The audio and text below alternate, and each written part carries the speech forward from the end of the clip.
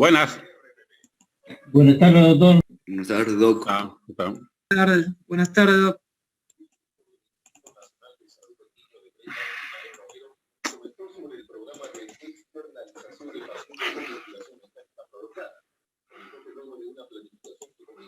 Ya.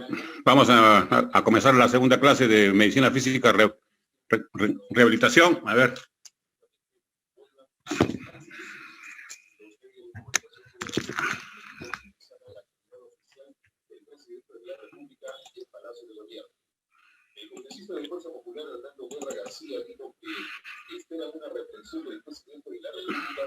Ya. ¿Tienen pantalla, no? ¿Sí? Sí. A ver. Ya. Vamos a comenzar con el marco legal y la normatividad en discapacidad.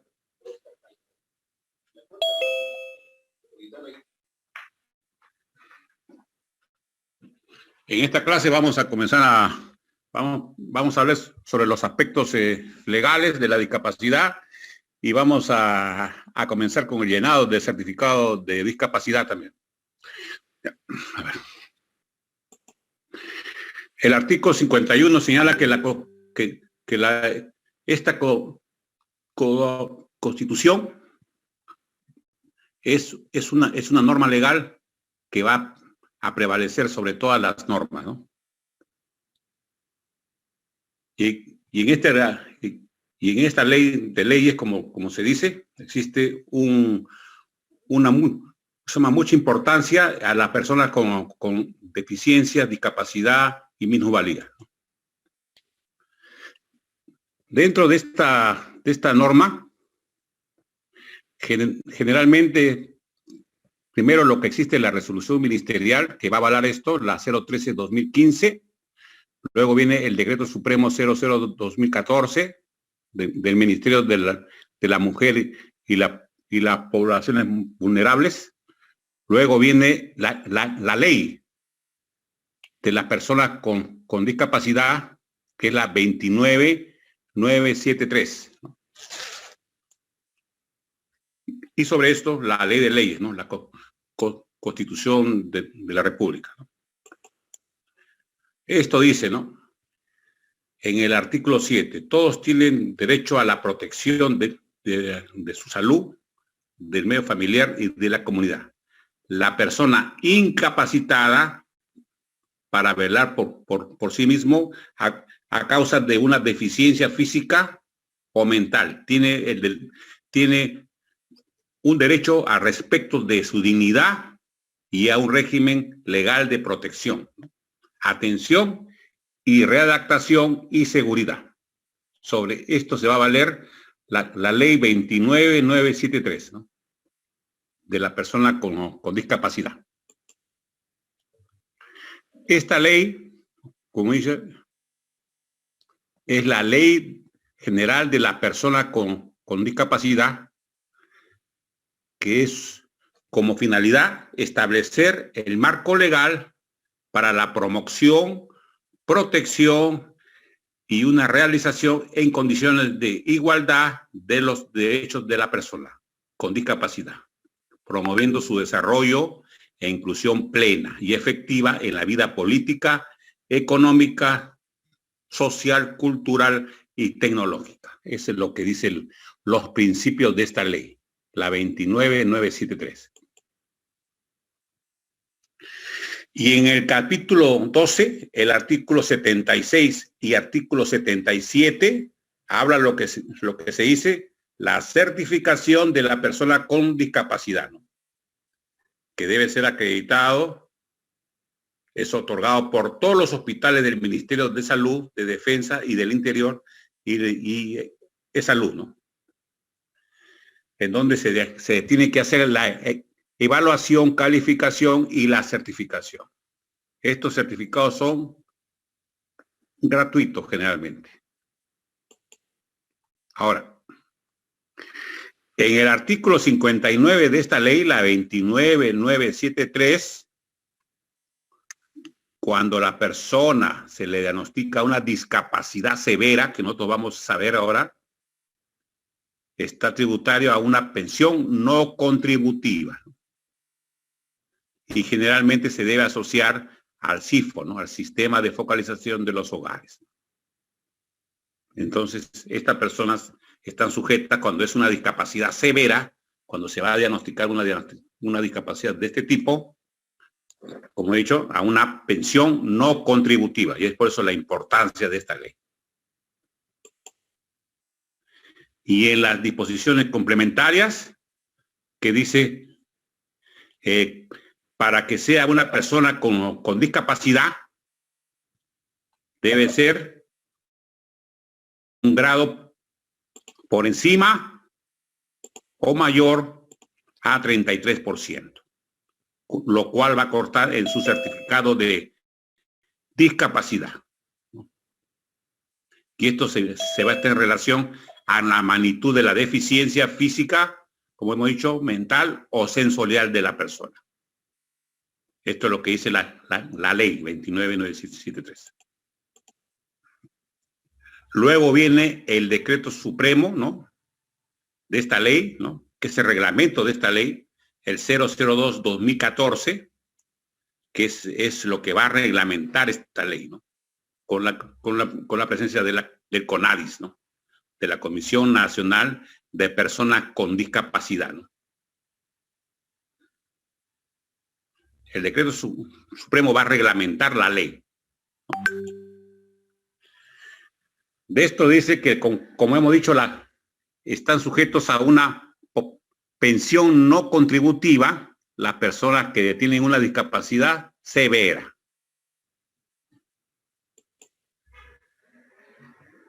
Y que también tienen que estar en el sistema del FO, ¿no?, sistema de focalización de los hogares. Este certificado se puede obtener a través de sus representantes, sus tutores o sus curadores en el aspecto mental, ¿no? La evaluación, la calificación y la certificación son gratuitos por única vez. Eso ya hemos dicho, ¿no? En relación, el ministerio o los centros médicos o los centros de salud, en un plazo no mayor de 30 días, van a emitir las disposiciones para la evaluación, calificación y la certificación de la persona con discapacidad.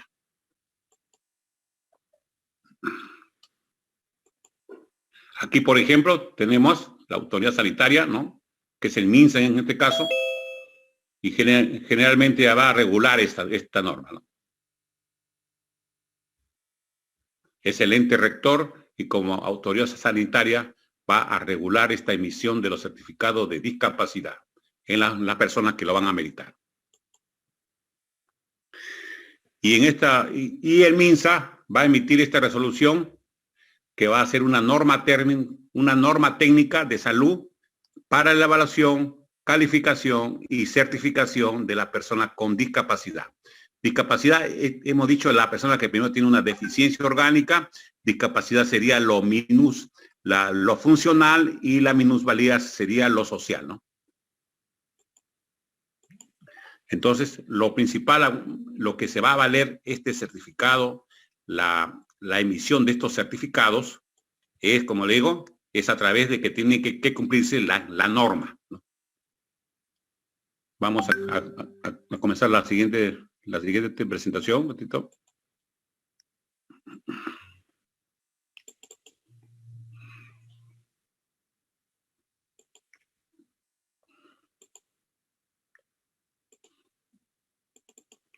Ya. Para la emisión de estos certificados, ¿no?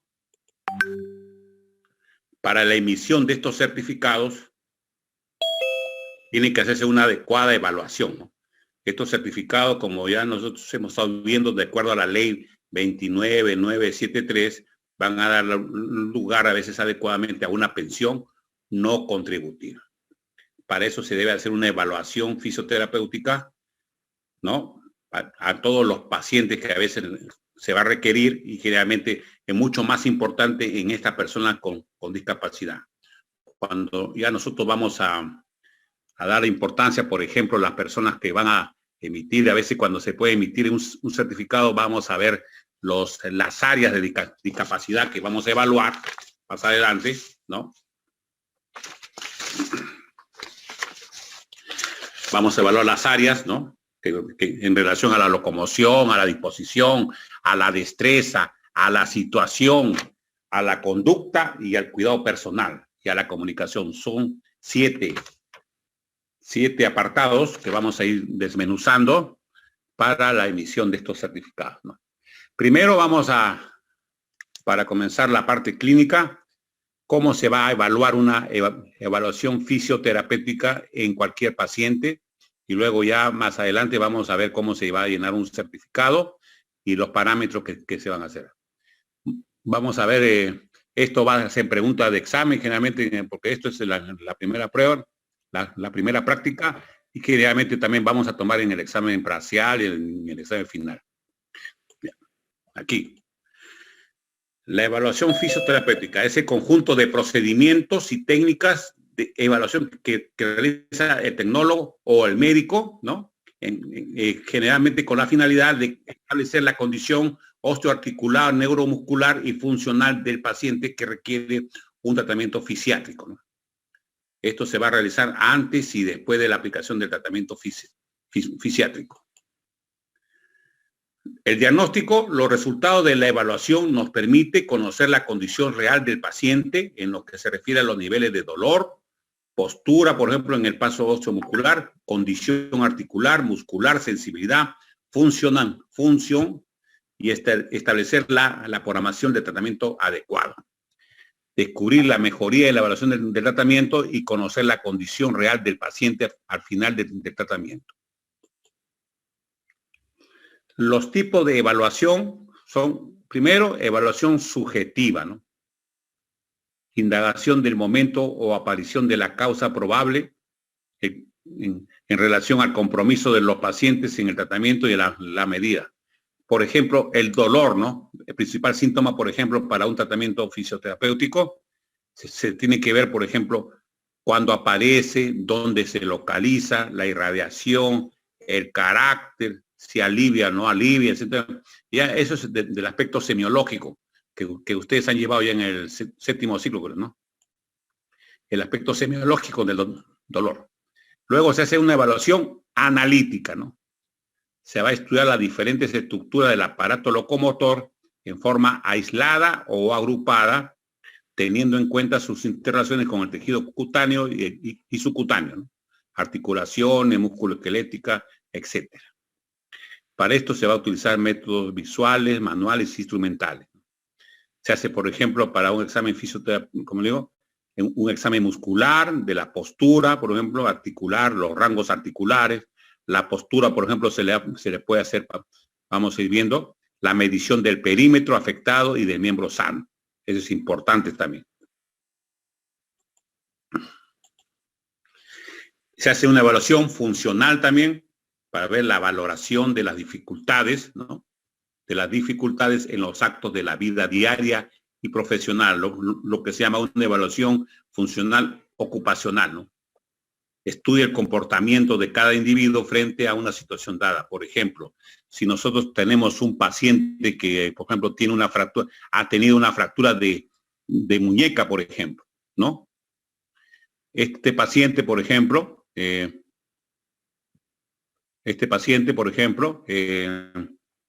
un ratito, vamos a grabar en la nube, ¿no?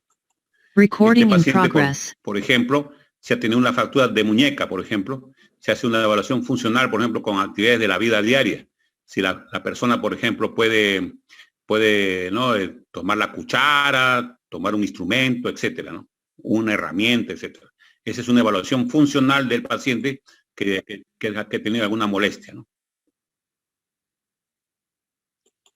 El dolor, ya hemos dicho, ¿no? Es una experiencia sensorial y emocional desagradable relacionado con el daño a los tejidos o descrita por el paciente como relacionado con dicho daño. La característica, ya hemos dicho, la localización, si es en un segmento, ese es un dermatoma, significa que en relación a una rama de la región radicular, ¿no? o es un nivel determinado. Si es irradiado, es proximal. La forma de inicio del dolor, como dice, puede ser súbito, puede ser rápido, puede ser lento, puede ser progresivo, por ejemplo, ¿no? El origen, como hemos dicho también, puede ser al respirar, por ejemplo, un dolor pectoral, por ejemplo, como angina de pecho, ¿no? Un dolor pleural, digestivo, una inflamación de las vías aéreas, por ejemplo, hay que ver el origen de este dolor, ¿no? Y el dolor neurogénico, que cuando se va a irradiar, por ejemplo, a un miembro, ¿no? Por ejemplo, puede ser a un miembro inferior, etcétera. Esa es característica del dolor en una evaluación fisiátrica.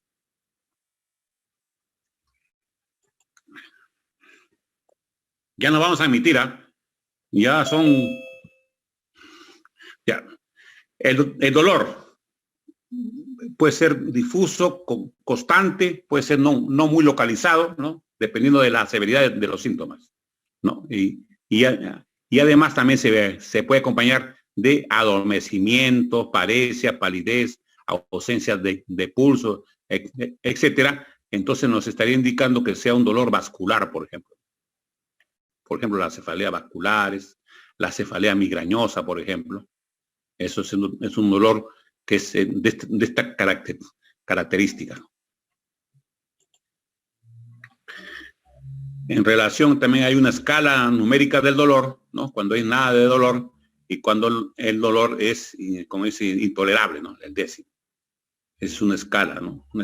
Se llama una evaluación numérica analógica del dolor, también le llama. Porque el dolor es algo subjetivo, como ustedes saben. Esta escala, como digo, la escala analógica visual, ¿no? Que a veces es en relación a los rostros, a las caras, no sé si han visto. Esta es la escala analógica visual, cuando hay un dolor muy intenso y cuando no hay nada de dolor. El número 1. Aquí, cuando hay, por ejemplo, otro tipo de carácter de evaluación puede ser cuando no hay ningún dolor, leve dolor, moderado dolor o intenso, ¿no? Fuerte dolor. Es en relación al dolor. Acá, esa es la escala de rostros del dolor, no sé si han visto. Cuando la persona está muy contenta, por ejemplo, y aquí cuando tiene un dolor, a veces hay la fase dolorosa de la persona, ¿no? Cuando es mucho dolor. A veces cuando eso se puede utilizar en los menores y en personas mucho mayores, a veces que son poco colaboradoras, ¿no? Aparte se ve que es agudo, significa, por ejemplo, un dolor que sea, por ejemplo, a raíz de una lesión, ¿no? Que ha sido algo rápido, algo que en el momento, o un dolor crónico, por ejemplo. ¿Cuál puede ser, por ejemplo, un cuadro de artrosis de rodilla? ¿Es un dolor agudo o es un dolor crónico? A ver, alcalde.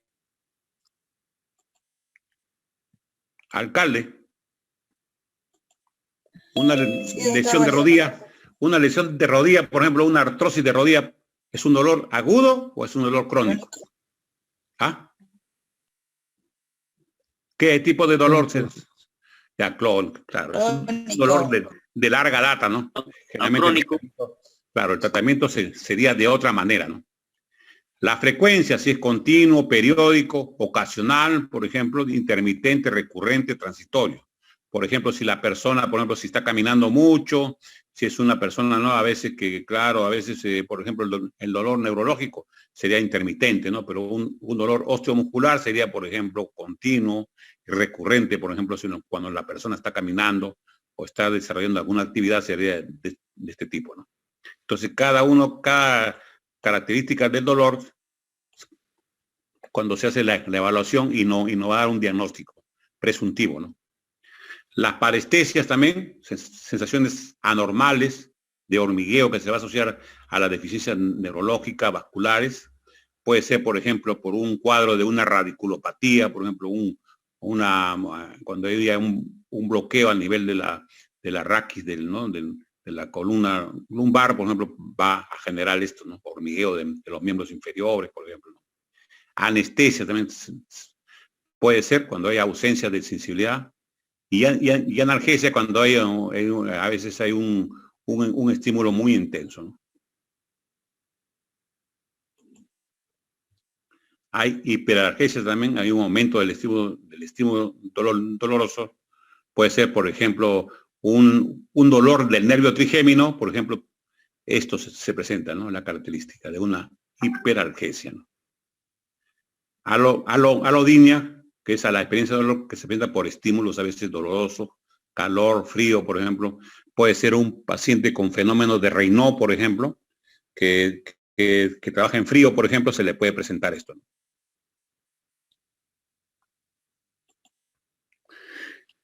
Como digo, para una evaluación fisiátrica debe hacerse una historia clínica como toda especialidad, se hace una historia clínica adecuada y se hace entrevista, ¿no? Y se hace una evaluación, por ejemplo, no sistémico a nivel no corporal, emocional, personal, y se va a desarrollar desde el primer momento que uno interactúa con el paciente, ¿no? Aquí, por ejemplo, en este momento, como se ve la inspección, la postura que va a adoptar la persona. Por ejemplo, si usted ve una postura o ve una persona con esta deformidad, estamos viendo con una deformidad en quilla, ¿no? Entonces, esto pues, generalmente puede ser una deformidad de tórax. Y usted lo va a observar en el examen etoscópico, en el examen externo, ¿no? Después se puede ver cuando hay escoliosis, como digo, cuando hay una desviación una asimetría de los hombros, por ejemplo, una alteración de la columna, a veces hay parte inferior muy pronunciada, por ejemplo, una hiperlordosis. Las personas de raza morena, por ejemplo, tienen una mucha hiperlordosis. Es adecuado, estético, pero luego puede causar problemas a nivel de la región lumbar inferior, ¿no? Igual la hipercifosis, cuando, como dice, que tiene el dorso curvo, ¿no? Significa que tiene mucha curvatura en la zona dorsal. Y también se observan las posiciones antálgicas o una postura de flexión y extensión a veces, o una ortesis. Por ejemplo, en este caso, a ver, Andrea Arango. Andrea Arango. Tiene que interrelacionar, ¿ah? Sí, a ver. Si usted ve una persona con esto, ¿qué es lo que le podía sugerir? ¿Qué patología tiene?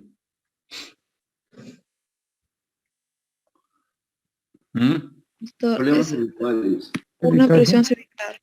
Claro, usted tiene una persona con un collarín, por ejemplo, va a su consulta. ¿Qué es lo que podría usted interrelacionar, por ejemplo, comenzando ya, como dice, la presencia de las ayudas ortésicas? ¿Usted qué es lo que puede suponer? Que esta persona tiene un problema, un traumatismo raquicervical, ¿no? De repente ha sido un problema de tipo, como dice, muy crónicos. Estaríamos pensando en una artrosis de la columna cervical, ¿no? Y si es un problema agudo, ¿qué es lo que podría usted insinuarse? Por ejemplo, que si la persona dice, doctora, doctor, estaba en un vehículo y de repente, por ejemplo, hubo una frenada intempestiva y tengo muchos problemas si la persona viene con esto. ¿Cuál sería su diagnóstico que usted podría ser el síndrome de latigazo? Claro, síndrome de latigazo. Entonces uno tiene que ver, ¿no? Ahora, ¿a qué kilometraje se reporta cuando hay síndrome de latigazo? Por ejemplo, usted está en un vehículo, pregunta examen. ¿A cuánto kilometraje cree usted que se podía ya presentar el síndrome del latigazo? Por ejemplo, si usted tuviera en la parte anterior de un vehículo. 40 kilómetros, o 80 kilómetros o 100 kilómetros. 80. A partir de los 40 kilómetros, imagínense que se puede ver cuando no hay una protección adecuada o por ejemplo, usted ha estado, como dice, usted no ha tenido precaución, por ejemplo, o como dice, usted ha estado distraído, por ejemplo, y no se colocaba adecuadamente, por ejemplo, el cinturón de seguridad tanto adelante como atrás.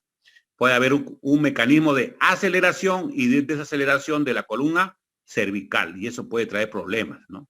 Eso, como dice usted, puede ser síndrome de latigazo. Ya. A ver, otro. Asenjo. A ver, Asenjo. Asenjo. Señor Asenjo. Sí, al señor Asenjo. Ya. Si usted ve a esta persona, ¿qué es lo que podríamos suponer? Si ve a esta persona que tiene esta ortesis, ¿qué es lo que podía usted presumir? Este es un famoso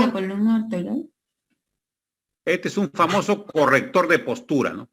Este es un famoso corrector de postura. Podríamos decir que la persona, por ejemplo, tiene una escoliosis o tiene, por ejemplo, una hipercifosis, ¿no? Entonces está siendo corregido, ¿no? Corrector de postura puede ser una escoliosis o una hipercifosis, ¿no? Ya. Entonces, así vamos a relacionar, ¿ah? Ya. A ver, otro. José Quispe. Dígame, doctor. A ver, si usted, en este paciente que su paciente está con esta ortesis, ¿qué es lo que puede usted presumir? Puede ser un problema de lumbalgia.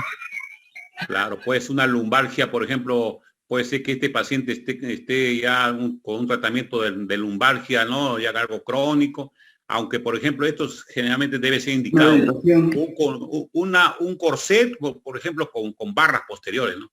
Porque ustedes han visto en esos que usan Coca-Cola, por ejemplo, en los que venden cerveza, usan una faja que se llama faja laborales, ¿no? A ver, ¿tiene alguna implicancia? Usted es médico. A ver, Junior Ascona. Junior Ascona. Usted pasa por la calle y se encuentra con un amigo que trabaja en una cervecera, por ejemplo, y se encuentra con una faja laboral y le dice, amigo, tú eres médico, quiero saber si cumple o no cumple función esa faja laboral. ¿Usted qué le diría? ¿Cumple o no cumple función? ¿Está bien que lo use? Sí. Usted es médico, no es un... Generalmente ya para su conocimiento, esa faja laboral no tiene ningún efecto terapéutico, solamente tiene un efecto de placebo. Lo más conveniente sería, usted le puede recomendar a su amigo, su paciente, etcétera, le puede decir, mira, si tú manejas tu carga inadecuadamente, tú cargas más de 25 kilos, o por ejemplo lo recoges del suelo, por ejemplo, te va a hacer mucho daño en la columna. Sería bueno que tú flexiones tu rodilla, lo levantes adecuadamente con tu espalda recta para mantener el eje de la columna. Esas fajas laborales no cumplen ninguna opción terapéutica. ¿Ya? Van a investigar sobre eso para la siguiente clase. A cualquiera le voy a ver qué artículos han leído sobre eso. Porque es frecuente. Ustedes van a ver por la calle o van a ver un familiar, etcétera, que tiene su faja. Está, por ejemplo, tirando ladrillo, etcétera. Dicen, no, estoy bien. Eso no. Si usted inadecuadamente maneja la carga, le va a hacer daño a la columna, ¿no? Ya. A ver... Doctor, una consulta. ¿Y si trabaja, por ejemplo, con el doble de su peso? O sea, porque la faja, a la práctica, si es que lo utilizamos, no solamente, por ejemplo, puede ser en el gym, que estés cargando una barra, no sé, de 60 kilos, y entonces una faja, en ese aspecto que usted dice, es funcional. Eso lo pueden usar para una debilidad de pared muscular, pero para una faja, para que usted lo use como protector de la columna del raquis lumbar, no tiene. Usted tiene que tratar de hacer, como le digo, flexionar de la rodilla como el estilo estribo, que usted flexiona las rodillas y mantiene la espalda recta, para que haya no levantar un peso del suelo y doblándose en 90 grados, ¿me entiende? Tiene que flexionar la rodilla para mantener la espalda recta.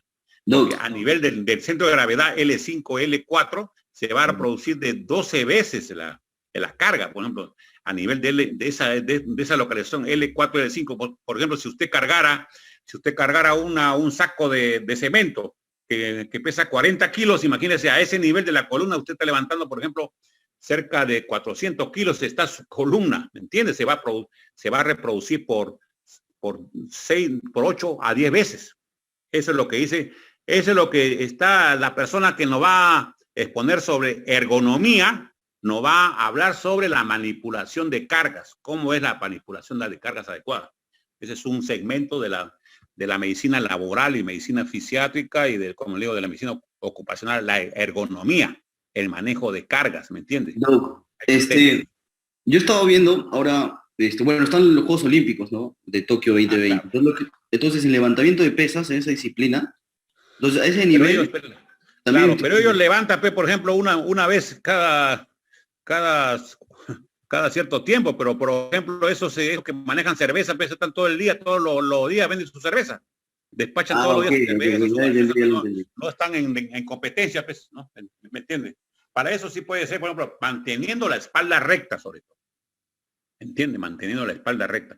Y sobre todo que ellos han desarrollado, por ejemplo, gran capacidad de la zona muscular, de la zona de los miembros inferiores, bueno, pues para el impulso, ¿no? Pero ya eso, estamos hablando de la medicina deportiva, pero en la medicina ocupacional, la medicina física, que es a todas las personas que van a realizar actividades laborales, no es recomendado el uso de fajas laborales, solamente lo usa con un efecto placebo, que estoy diciendo. A ver, siguiente, a ver, el Marco Pimentel, a ver, esto, ¿qué nos está indicando esta persona, por ejemplo? ¿Qué trastorno tendría? Bueno, puede ser un problema a nivel de la cavidad articular, por ejemplo, o puede ser también un síndrome compartimental. No, acá estamos hablando del codo, ¿ah? ¿Qué nos estaría indicando? Por ejemplo, puede ser una epicondilitis o una epitrocleitis, que se llama el codo del golfista o el codo del tenista.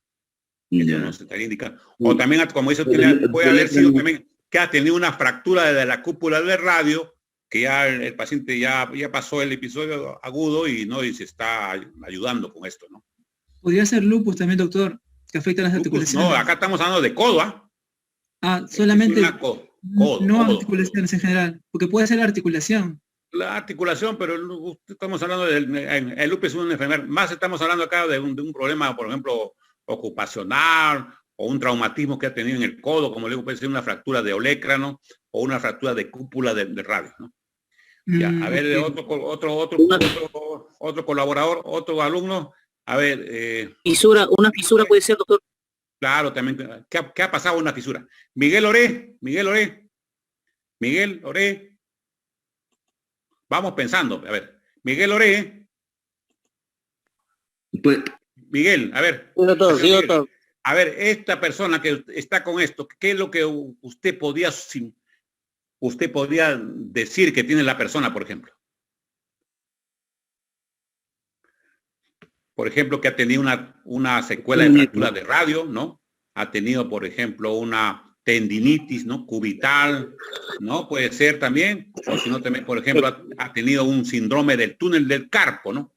El síndrome del túnel del carpo, por ejemplo, que es una lesión del nervio mediano, ¿no? Esto se coloca en la lesión del nervio del síndrome del túnel del carpo. Esta férula se usa en la noche, férula nocturna de inmovilización. Cuando usted tenga una persona, por ejemplo, dice, doctora, se me adormecen los dedos, por ejemplo, el meñique, ¿cómo se llama? El anular, el medio, entonces usted está en relación a un síndrome del túnel del carpo. Hay adormecimiento, sus manos amanecen agarrotadas. Por ejemplo, ¿cuál sería el tratamiento? Usted le podría indicar, por ejemplo, una vitamina B, un complejo B, le podía indicar una medicina para los nervios, puede ser una gabapentina, por ejemplo, que es un neuromodulador para el nervio, y le puede indicar una férula nocturna. Esto de pega-pega, esto usan en las casas ortopédicas, una férula de inmovilización nocturna en las noches. Entonces su paciente se va muy bien. ¿Entiende? Eso es más frecuente en el síndrome del túnel del carpo, por ejemplo. A ver. Fractura de escafoide, doc, también se utiliza, ¿no? También cuando es secuela ya no. Cuando es una secuela, ¿no? Ya, a ver, Marcelino Aucasi. Marcelino. Presente, doctor, buenas tardes. Esta persona, ¿qué es lo que podía usted indicar? ¿Qué elemento de ortesis es esta? Puede tener, prácticamente es una tobillera, ¿no? Es una tobillera, pero puede ser por ruptura del tendón de Aquiles. Tendón de Aquiles sería acá, pues, no Esguince, usamos, más usamos como dice su colega, para un esguince de tobillo. Un esguince de tobillo de primer grado a segundo grado se puede indicar. Una artrosis también, doctor. Claro, una artrosis también podría ser, pero más para un esguince de tobillo. Más está indicado para esguince de tobillo. Cuando es primer grado, significa que solamente hay una elongación del tendón, se llama una entorsis del ligamento. Cuando hay una entorsis significa que cuando se estira, es como si usted tirara una liga, se estira, se llama primer grado. Cuando hay una pequeña ruptura del ligamento, del ligamento peroneo astragaliano, que es lo más frecuente, generalmente ya es de segundo grado. Y cuando ya hay una huella de sangrado, por ejemplo, hay una inestabilidad del tobillo, ya estamos hablando de tercer grado. Ahí usaríamos, por ejemplo, una bota de yeso, por ejemplo, o un aparato de inmovilización por unas 3 a 4 semanas, ¿no? Con controles, por ejemplo, ¿no? Es lo más frecuente que usted va a encontrar. ¿Y cuál es el mecanismo del esguince de tobillo? Que ya vamos a ver más adelante, es la inversión. Significa que el dedo gordo va hacia adentro. La persona de repente puede ser una persona de sexo femenino, por ejemplo, que están con sus tacos y doblan, como dice, pisan un hueco, un desnivel y doblan el tobillo, ¿no? Lo que se llama una inversión. Esto va hacia la línea media y puede haber un desprendimiento de esta zona, ¿no? El ligamento del peroné al astrágalo, el ligamento peroné astragaliano es lo más frecuente. Ya, a ver, esa maniobra Siriax para poder evaluar la exploración física en el tobillo, ¿en qué nivel lo voy a hacer o para qué? En el tobillo, yo por ejemplo, cuando viene un paciente de este tipo, primero hago una palpación, ¿no? Percuto, ¿no? Percuto maleolo tibial y maleolo peroneo y maleolo tibial. Significa que lo toco, ¿no? Como si fuera una madera, ¿no? Entonces, si no hay dolor, significa que estamos hablando de que no hay lesión ósea. Eso se llama regla de Ottawa. Ya no sé si han revisado las reglas de Ottawa. Por ejemplo, viene un paciente a emergencia, se le hace una palpación, como dice usted, y se le percute el hueso en el maleolo peroneo y en el maleolo tibial, para ver si hay lesión ósea. Luego, como dice usted, se le hace una inversión pequeña o si no se hace, por ejemplo, yo hago también el signo de la pierna cruzada. Lo hago como si usted pusiera su pierna en 4, ¿no? Cuando está cruzando su pierna en una silla y hace la flexión. Entonces, cuando hay dolor intenso, estamos hablando de una lesión del ligamento peroné astragaliano, ¿no? Generalmente es frecuente. Es más, ahora, el examen, a veces solicitan placas y no encuentra nada usted, pero encuentra un aumento de volumen y encuentra un grado de impotencia funcional. Entonces hay un esguince de tobillo. Y en ese caso, por ejemplo, ¿cuál es la primera medida? Significa si es algo que ha sido en el momento, por ejemplo, un elemento deportivo, un traumatismo en la marcha, etcétera, se puede colocar compresa fría, nunca se olvide.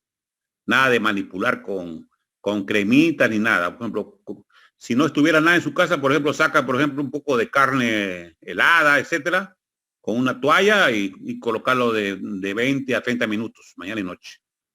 La compresa fría le va a ayudar. No sé si ustedes han visto en los partidos de deporte que generalmente le colocan luego, ¿no? Compresa fría, ¿no? Es para el problema agudo. Y es lo más frecuente. Es una de las patologías muy frecuentes. Ya, a ver, siguiente sería Kenny Martínez. ¿Qué es lo que puede indicar a usted? Kenny. Sí. Doctor, buenas tardes. Esguince. Acá, por ejemplo, acá, ya, puede ser, acá, ¿qué ortesis es esta? Desgarro, esguince. No, acá estamos hablando de una rodillera, ¿no? Rodillera articulada, usted ha visto. Condiloartrosis, doctor, podría ser. Acá está, como dice, puede ser un esguince de rodilla, puede ser una lesión de los ligamentos externos, internos, o puede ser una secuela de una lesión del ligamento cruzado, por ejemplo, anterior, ligamento cruzado posterior, eso que ya vamos a ver durante las exposiciones en el aparato locomotor, ¿no? Claro. Por ejemplo, nuestro jugador Guerrero usa esto, por ejemplo, ¿no? Cuando luego de la cirugía usó esto, ¿no? ¿Por qué? Porque ha tenido una lesión del ligamento cruzado anterior. ¿Qué diferencia hay cuando esa parte negra, o bueno, menos negra, donde está la patela, es cerrada y abierta? Acá, porque claro, por ejemplo, aquí en este caso estamos haciendo una buena inmovilización de la zona de los ligamentos. Cuando hay, por ejemplo, cuando dice usted un agujero, estamos hablando de un problema ya a nivel del tendón extensor, claro. Aquí, por ejemplo, con esta ortesis, nada más, acá se ve, por ejemplo, es que es una zona así como como varillas de fierrito, es una rodillera articulada, se llama esto. Porque hay una inestabilidad de los ligamentos, interno o externo, ¿no? Ya, vamos a seguir. Acá el siguiente. No. Por ejemplo, también acá, por ejemplo, el tipo de marcha puede ser por deficiencias estructurales o no del músculo esquelético o neurológico, ¿no? Y se va a utilizar las muletas, los axilares, el bastón canadiense, etcétera. Eso dentro del examen que se le tiene que hacer a los pacientes para iniciar como una historia clínica. Paciente viene con muleta o si no con bastón canadiense o con, ¿cómo se llama? Con andador, por ejemplo, puede ser. Entonces, describir en la historia. Aquí, por ejemplo, otra persona que viene con su silla de ruedas, nos estaría pensando en un problema ya degenerativo, por ejemplo, puede ser de las caderas, o un problema, por ejemplo, puede ser una paraplegia, etcétera, ¿no? Y si hay asistencia, por ejemplo, ¿no? Es importante también ver, persona asiste con otra persona, ¿no? A veces viene solo, ¿no? Aquí, por ejemplo, también la expresión, a veces cuando está la persona también poner en la historia, ¿no? La indumentaria, por ejemplo, si la persona se puede vestir solo o no se puede vestir solo. Cuando hay cianosis distal, por ejemplo, también, cuando hay temblores, cuando nos estaría indicando ya un problema neurológico, ¿no? Mareos, etcétera, ¿no? Entonces, esa es la importancia de una buena ectoscopía, ¿no? Los métodos son de interrogación, inspección, donde se va a observar, se va a palpar adecuadamente y se va a valorar también, ¿no? No. Se debe hacer en un adecuado ambiente, ¿no? Las técnicas, como digo, se tienen que evaluar la posición que uno ve al paciente, ¿no?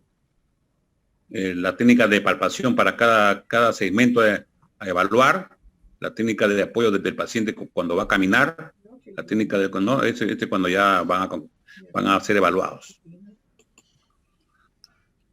Aquí se va a anotar los datos en la historia clínica y el diagnóstico médico con el cual a veces se va a presumir también, ¿no? Y se va a anotar la fecha y hora de la evaluación, que es muy importante. Aquí, por ejemplo, se va a realizar la evaluación del dolor, como he dicho, con la palpación, el movimiento pasivo y activo. Y cuando hay edema, cuando hay otras cosas, ¿no? Edema, puede haber máculas, etcétera. Y las condiciones de la piel. En este caso, por ejemplo, hay unas lesiones que están en relación, por ejemplo, puede ser una fricción de esta zona del tobillo, ¿no? Que ha sido una lesión acá de piel, aparte, ¿no? del problema locomotor, ¿no?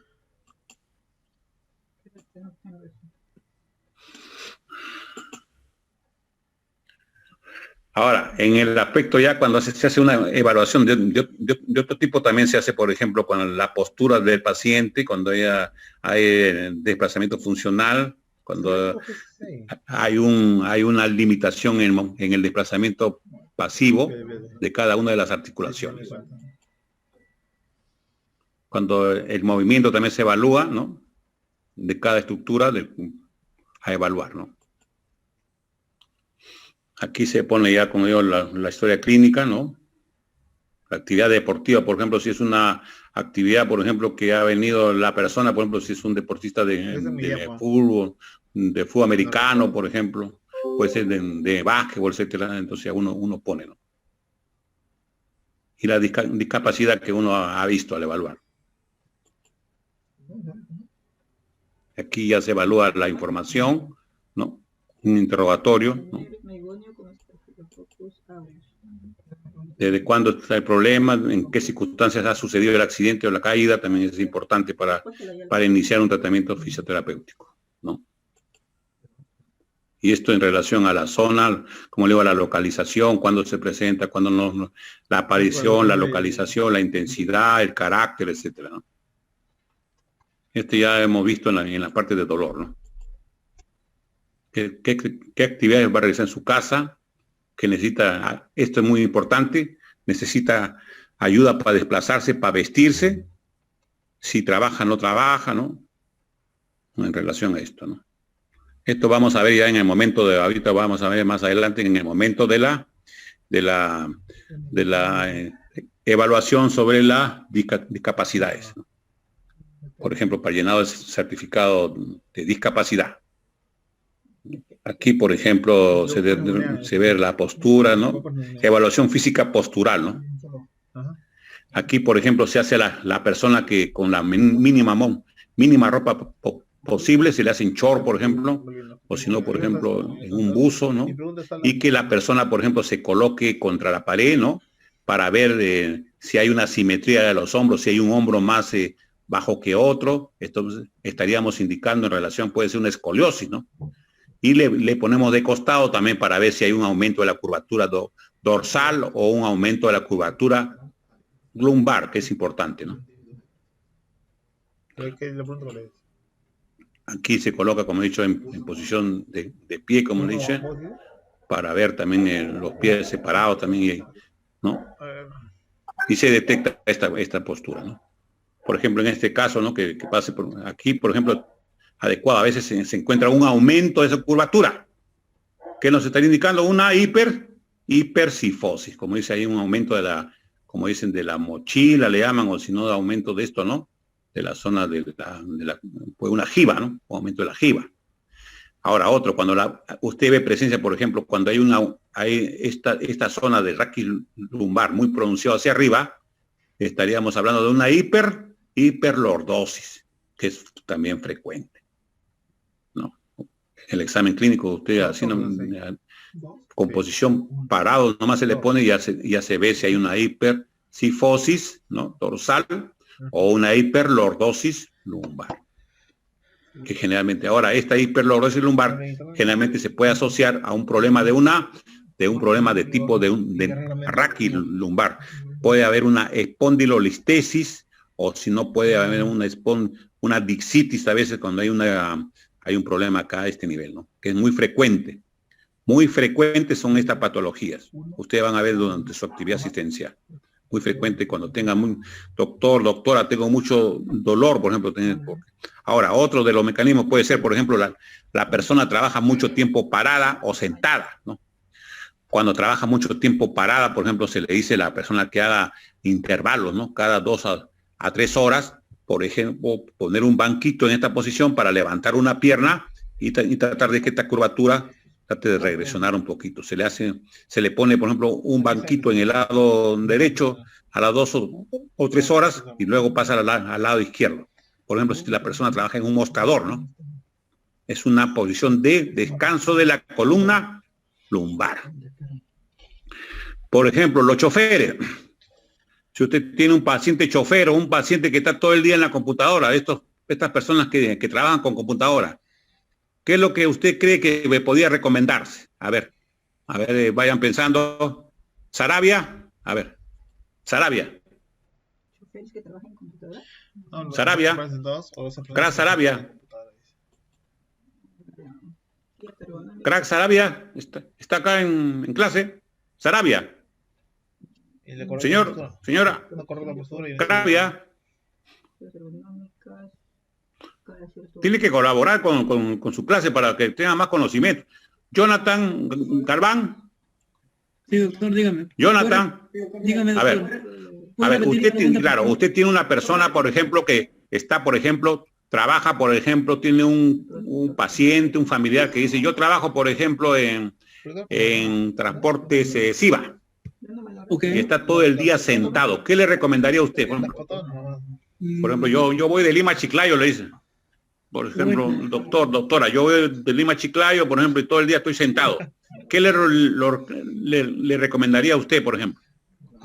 Si fuera chofer, por ejemplo, su paciente. Bueno, podría ser, ¿Qué cree usted que le podríamos? podría ser, por ejemplo, que se ponga algún dispositivo, ¿no? Corrector de la postura en caso de la espalda, ¿no? Ya que se puede... Claro, puede ser primero un soporte lumbar. Soporte lumbar. Porque se ¿no? podría generar Soporte lumbar. Porque se podría generar una Claro. hipersistosis. ¿Para qué? Para mejorar la curvatura, ¿no? Ajá, se Dos. podría generar una Otro, ¿cuál hipersistosis. sería? Otro. A ver, también... A ver,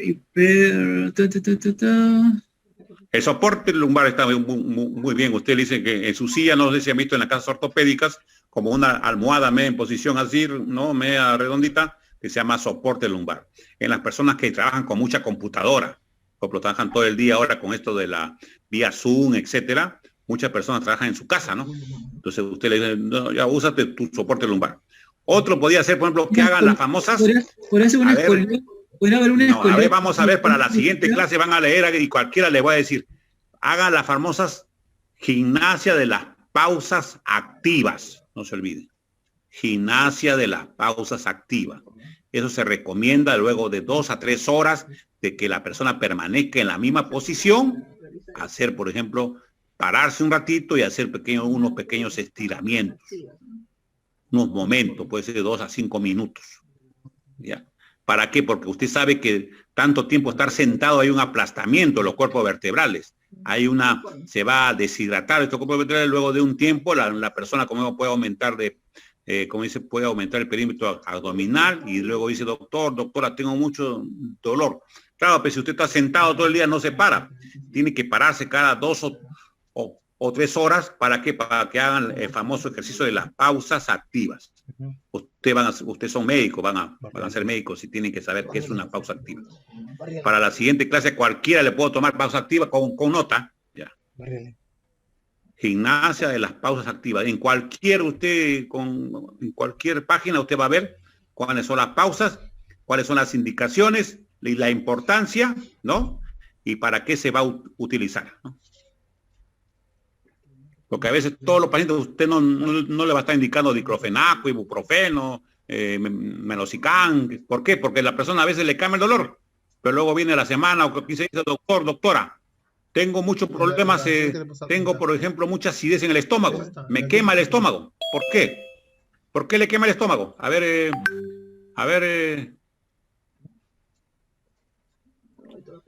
Ramos, ¿por qué vienen estos pacientes luego de eso? Yané Ramos, sí.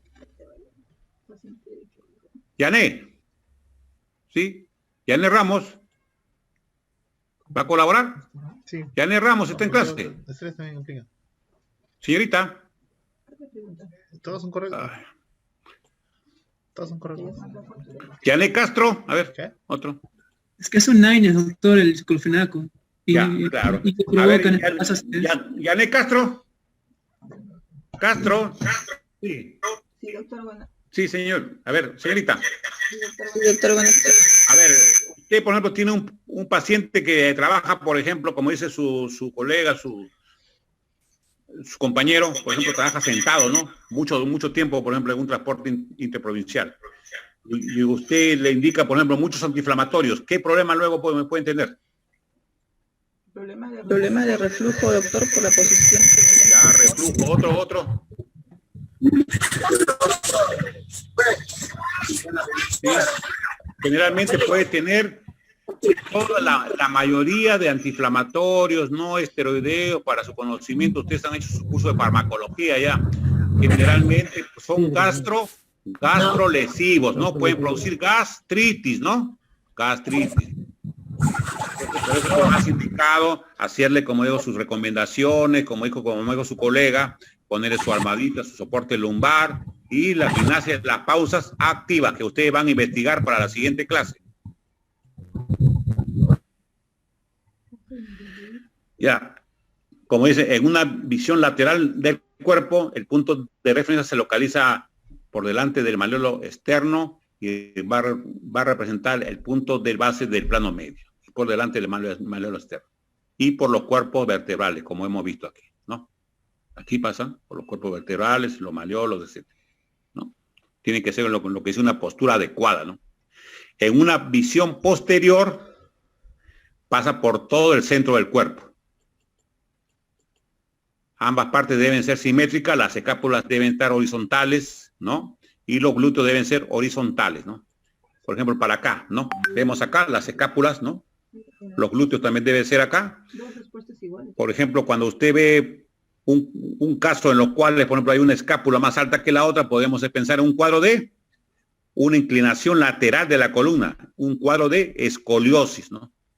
Y cuando vemos acá también un glúteo más alto que otro, nunca se vayan a olvidar, podemos descartar una escoliosis. Eso puede ser con el paciente, por ejemplo, mirando una pared, ¿no? Y sin zapato, ¿no? Como digo, con poca ropa en lo más posible. Eso para ver la postura, ¿no? Imagínense acá que no haya desalineación de las escápulas, de los hombros, y que la zona de las espinas ilíacas, o si no, hay una simetría adecuada de glúteos. Cuando usted ve un glúteo más alto que otro, podemos descartar una escoliosis, ¿no? No sé. Este examen hacen, por ejemplo, en la Marina de Guerra del Perú, en las Fuerzas Armadas, ¿no? Por ejemplo, cuando ustedes vean a un postulante, a un familiar, a un paciente, dice, voy a postular a la Fuerza Armada. Por ejemplo, ustedes lo hacen parar, que use su short, por ejemplo, si es mujer o hombre, un short o no, y que se ponga mirando la pared. Ustedes ven la simetría, ¿no? Si hay una buena simetría de hombros, si los glúteos están adecuados y las espinas ilíacas, y no haya acá un problema del apoyo plantar también, ¿no? Porque si no, a veces en el examen ya, por las puras van a pagar su examen de admisión, porque lo van a sacar en el examen examen médico nomás. Hacen esta valoración. Nunca se vayan a olvidar. Cuando tengan a un paciente familiar, vecino que a veces quiere postular a la Fuerza Armada, ¿no? Aquí también se hace, ¿no? Ese es en la plano ya anterior, ¿no? Pero lo más principal, lo que más se usa es el plano posterior, ¿no? Mirando la pared. Y que la persona esté, como dicen, en atención, ¿no? ¿Bien? ¿Alguna pregunta? ¿Hasta ahí? Sí, señor. ¿Alguna pregunta?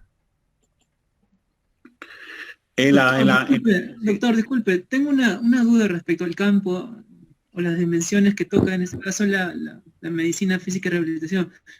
Por ejemplo, las enfermedades tipo degenerativas, porque por ahí una diapositiva que también tenía que ver el tema neurológico, enfermedades, por ejemplo, degenerativas o autoinmunes, como por ejemplo el Guillain-Barré, la artritis reumatoide, no forman parte del campo porque tienen una consecuencia, obviamente, de rehabilitación posterior. Claro, ahí sí, como dice, si estamos hablando de un problema de una artritis reumatoide, usted va a encontrar, por ejemplo, deformidad en las manos, los nódulos de Everdeen, los nódulos que van a caracterizar, por ejemplo, si hay un problema funcional, ¿no? Por ejemplo, hay un rango articular disminuido en esos casos, ¿no? En el Guillain-Barré, por ejemplo, encuentra a veces una marcha alterada, entonces eso se puede poner generalmente. Pero generalmente en estos pacientes que van a necesitar un tratamiento de medicina física, a veces son referidos, ¿no? Por otros especialistas, ¿no? Como el traumatólogo, el neurólogo, el reumatólogo, como dice usted, los refieren ya con un diagnóstico, pero de todas maneras se hace una valoración funcional en los rangos articulares, en la postura, todo eso para ver si luego de la utilización de agentes físicos o agentes kinésicos la persona va a mejorar, ¿no? Porque, por ejemplo, yo que soy traumatólogo, lo mando donde un médico fisiatra, él tiene que valorarme primero cómo encontró, ¿no? Cómo va a iniciar el tratamiento el paciente, luego ya de unas 6, 8, 10 sesiones, ya luego tiene que reevaluarlo. Y es por eso la importancia de entrada, tiene que evaluar también el médico fisiatra, evalúa, pero con los diagnósticos presuntivos dados por los otros especialistas, ¿no? Como dice usted, generalmente la medicina física rehabilitación es una especialidad que viene de todos los servicios, viene del cardiólogo, viene del otorrino, viene del oftalmólogo, viene del traumatólogo, del reumatólogo, del neurólogo, ¿no? Y ahora, por ejemplo, en el caso del COVID, por ejemplo, viene de los intensivistas, viene, ¿no?, del neumólogo, del internista, ¿no? Entonces es una especialidad muy amplia que ahorita está en boga esta especialidad y es muy requerida, ¿no? Por ejemplo, a nivel, por ejemplo, de zona departamental de Huancayo, bueno, donde está este presidente interino, ¿no?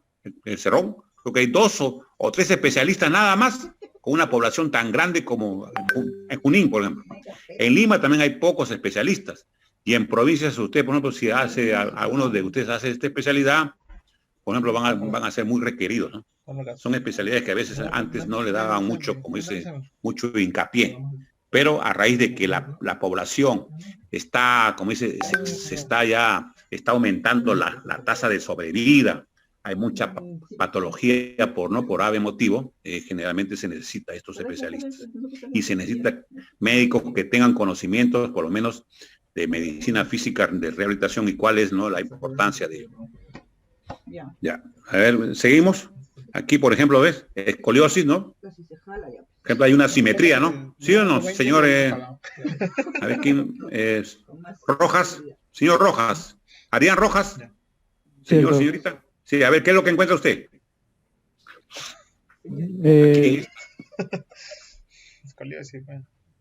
Una desviación, doctor, de la columna. Una cifosis. Escoliosis. ¿Qué es lo que encontraría, por ejemplo, usted microscópicamente, así, por ejemplo, si lo hace parar a la señorita, a su paciente, así? Como le digo, lo indicado, por ejemplo, sería que sea intrusa, ¿no?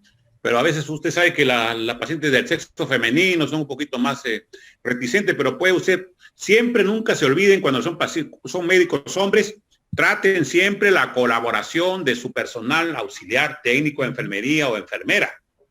Porque ustedes saben que hay muchos casos de esto, que el doctor me miró mal, que no sé cuánto. Para no tener problemas, nunca se preocupen, siempre tener con su personal auxiliar, cuando son de sexo femenino, a veces hay que, como dicen, más vale precaver que lamentar, ¿no? Es muy importante. Y como dice, si usted quiere hacer un buen examen, una buena valoración con su técnica o su auxiliar de enfermería o personal, otro colega, una colega médico, etcétera, evaluar adecuadamente. Por ejemplo, acá estaba viendo una simetría de hombros, ¿no? Una simetría, por ejemplo, este hombro está más elevado que el otro. Luego, por ejemplo, ¿qué encontramos? Un glúteo, ¿no? Una zona glútea más alta que otra. Usted podríamos decir, es un cuadro de escoliosis. Otro podemos encontrar que, mire el brazo, este signo, se llama el triángulo de Talle, mire, aquí. Y aquí, mire, por ejemplo, aquí no hay este triángulo, ¿no? Pero más la simetría de hombros y la simetría de glúteos. Un glúteo más alto que el otro, ¿no? Usted podría diagnosticar una escoliosis. Por ejemplo, si usted le dice a ver, doctor o doctora, quiero que me evalúe 100 trabajadores para ser vigilantes, ¿ya? Yo te voy a pagar tanto por evaluar. Usted los evalúa, les hace nomás con su posición, si son mujeres o hombres, ya los ponen en esa posición y dice, ya, este tiene escoliosis, no está indicado para este trabajo, ¿no? Como usted sabe que una persona, por ejemplo, de vigilancia, tiene que estar parado todo el día. Una persona de estas características anatómicas, usted no lo va a tener parado, ¿no? Porque luego va a pedir descanso médico y la empresa va a perder, por ejemplo, ¿no? Usted puede, como se puede valorar nomás así, ¿no? Ectoscópicamente, esto es una escoliosis, ¿no? Nosotros hace años, por ejemplo, en el ministerio hicimos un trabajo con estibadores terrestres de La Parada, Lima, Huancayo y Cusco, y evaluamos más de 500 trabajadores. A todos no le pedimos placa. ¿Por qué? Porque el presupuesto del ministerio no era para pedirle placa a todos, pero a lo que teníamos, a lo que encontrábamos en esta posición, sí le solicitamos una placa para ver el grado de escoliosis, ¿no? ¿Alguna pregunta? ¿Sí? ¿Algún comentario que me decía? Bien. Entonces ya saben ustedes, ¿no?, cómo se va a diagnosticar la escoliosis, ¿no? Que es Sí. En el caso de una lumbalgia crónica, ¿puede producir escoliosis? Una lumbalgia crónica. Generalmente la lumbalgia crónica más está en relación a una hiperlordosis. Pero puede estar también acompañada de una escoliosis. Pero más, como digo, la lumbalgia crónica más está en relación a un aumento de perímetro abdominal, como en este caso. Dice usted una lumbalgia crónica, la persona es un dolor en estos segmentos, ¿no? Entonces, generalmente hay un aumento de la curvatura. Hay un aumento de la curvatura a este nivel, ¿no? A este nivel aumenta la curvatura. Generalmente la persona a veces manipula cargas inadecuadamente o tiene una postura sedante, está mucho tiempo sentada, como le estoy explicando. En los casos, por ejemplo, nosotros hemos hecho charlas médicas al personal de Cruz del Sur, por ejemplo. Acá que quedan por cerca Lóbalo Santa Rita, ahí queda su planta. Hicimos charlas, por ejemplo, hicimos las recomendaciones de las pausas activas que ustedes van a leer para la siguiente clase. Y cualquiera de ustedes me va a ver, van a preparar, aunque sea 4 diapositivas, cualquiera de ustedes con nota para ver qué es lo que, para que usted vea la importancia, porque a veces indicar, como digo, tiene muchos pacientes durante su actividad médica y van a estar indicando antiinflamatorios. No solamente el antiinflamatorio le va a causar, si usted le indica el antiinflamatorio, pero no usted lucha contra el origen del dolor lumbar, va a seguir la persona, ¿no? Va a seguir tomando toda su vida antiinflamatorio. Pero, por ejemplo, si es una persona que es gordita, hay un aumento de perímetro abdominal, ¿qué es lo que puede usted decir? Baje de peso, señor, manipule su carga adecuadamente, haga su gimnasia en las pausas activas. Por ejemplo, si trabaja sentado, como le dije a su colega, use su soporte lumbar, etcétera, ¿no? Es una de las diagnósticos, como dice usted, más comunes durante su actividad médica que van a tener. El dolor lumbar, ¿no? Luego circulatorio. Acá las anormalidades, como hemos dicho, la escoliosis, que es una desviación de la columna, vista de frente o posterior, ¿no? Que se acompaña de una rotación de los cuerpos vertebrales, ¿no? Aquí puede ser idiopática o desconocida, congénita o secundaria, a veces acortamiento de los miembros inferiores, a un espasmo muscular, o generalmente a veces un correcto crecimiento de la vértebra. Pero generalmente son por una mala postura, ¿no? Aquí columna normal, ¿no? Y columna con escoliosis, ¿no? Ya hemos visto cómo se hace el diagnóstico. Aquí. Esas son la patología más frecuente, ¿no? A nivel osteomuscular, a veces que es tributativo a veces para casos de incapacidad, etcétera, ¿no? Para no actitud, generalmente laboral a veces. A veces hay forma secundaria, ¿no? Y como he dicho, el ángulo de detalle, ¿no? Esto que mueve aquí hay que hacer este ángulo. Aquí se hace, por ejemplo, una valoración del ángulo para ver si a veces puede ser quirúrgico cuando hay mucha desviación. Se coloca una barra que se llama la barra de Harrington. Y se hace esta maniobra, ¿no? Maniobra de Adams. Pregunta examen, maniobra de Adams. Por ejemplo, el paciente usted lo tiene en short, por ejemplo, o así como dice, en ropa interior, y se le hace que la persona incurve. Si usted ve una elevación mucho más, una jiba, esto significa que es positivo. Maniobra de Adams, ¿no?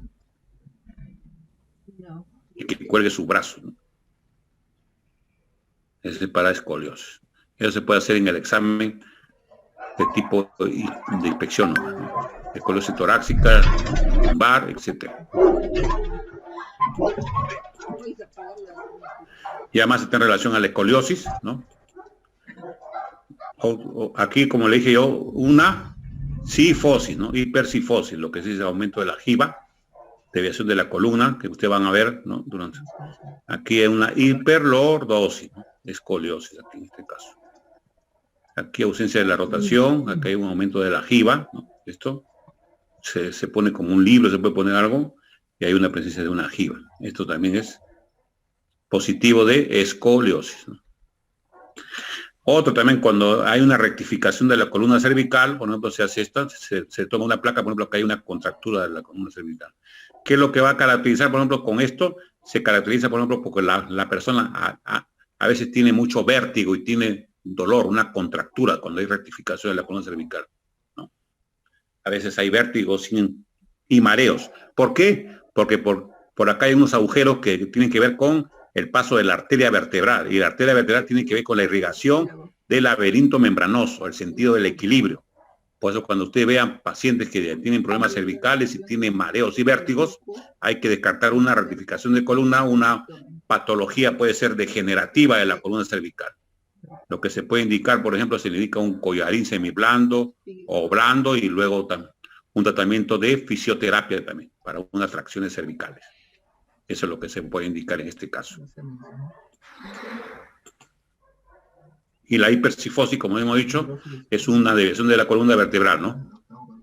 Aquí, lo que se dice una jiba, ¿no? Esto es la famosa tabla de postura. Se coloca, por ejemplo, pues una pizarra, un pizarrón, por ejemplo, y se hace cuadraditos como un cuaderno cuadriculado, por ejemplo, de una cantidad, por ejemplo, de unos 5 centímetros. Se puede hacer todo con un plumón que sea que no indeleble, que no se borre, por ejemplo. Puede ser una pizarra, algo, y pueden comenzar a hacer, por ejemplo, esto, ¿no? Eso puede ser motivo de estudio. Hay muchas tesis de grado que han hecho, ¿no?